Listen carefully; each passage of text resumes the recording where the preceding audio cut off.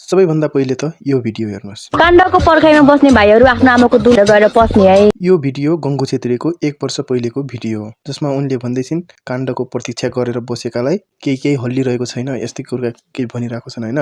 Now back to present. आज उनी गङ्गु छेत्रीको एउटा 7 मिनेट 3 सेकेन्डको भिडियो भाइरल बनिरहेको छ। अल्दो उनले आफ्नो टिकटक अकाउन्टमा कमेन्टहरू नआउन मिल्ने खालको टर्न अफ गरिसकेकी छिन्, तर पनि हामीले उनका बनेका अरू भिडियोहरूमा हेर्न सक्छौं उनको एकदमै ट्रोलिङ भइरहेको छ। सो के छ त त्यो भिडियोमा र कसरी यो भाइरल हुन पुग्यो र कस्तो खालको भिडियो हो सबै डिस्कस गर्नेछौँ आजको भिडियोमा। नमस्कार, स्वागत छ तपाईहरुलाई पीडीसी मिडियामा र आजको भिडियो रहेको छ गङ्गु छेत्रीको बारेमा। सो गङ्गु छेत्रीले के गरेकी थिइन् त? बेसिकली यो एउटा 7 मिनेट 3 सेकेन्डको व्हाट्सएप कल भिडियो रेकर्ड रहेको छ। यो इन्टेन्सनली वा अनइन्टेन्सनली कसरी गरियो अथवा डिफेक्ट नै हो यो हामीले भन्न सक्दैनौं, तर 7 मिनेट 3 सेकेन्डको यो व्हाट्सएप भिडियो कललाई आजभोलि मानिसले धेरै नै शेयर गरिरहेका छन् र यो एकदमै भाइरल हुन पुगिरहेको छ नेपाली युथको माझमा। अल्दो यो एउटा डिफेक्ट भिडियो हो या रियल भिडियो हो, यसमा भने अझै पनि डाउटफुल नै छौं, किनभनेपछि हामीलाई पनि यो आजभोलिको एआई को जमानामा धेरै भिडियोहरू डिफेक्ट बन्ने हुने गर्दछ।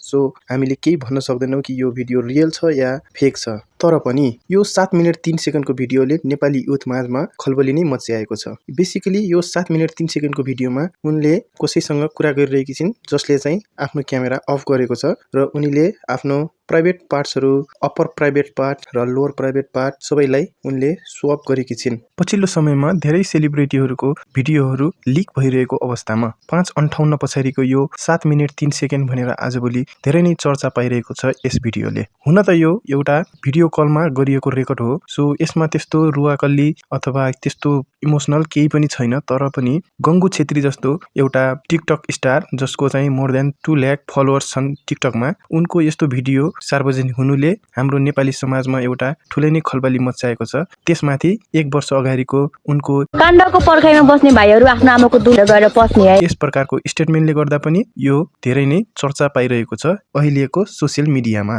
यसैको रिसर्च गर्ने क्रममा मैले उनको टिकटक अकाउन्ट खोलेर पनि हेरेको थिएँ, तर उनले सबै कमेन्टहरू टर्न अफ गरिसकेकी छिन्। यो पहिले नै हुन सक्छ या अहिले नै भएको हो त्यो चाहिँ म भन्न सक्दैन, किनभनेपछि धेरै भिडियोमा उनको कमेन्टहरू टर्न अफ गरिएको छ, तर पनि उनसँग रिलेटेड अरू भिडियोहरू आउँदाखेरि उनको सबै कमेन्टहरूमा 7 मिनेट 3 सेकेन्ड नयाँ काण्ड भनेर धेरै नै कमेन्टहरू आउने गर्दछन्। कसैले भनेका छन् बाख्राको कान जस्तो उनको dash dash dash. So yes प्रकारको कमेन्टहरू छन्, तपाईले हेर्न सक्नुहुन्छ।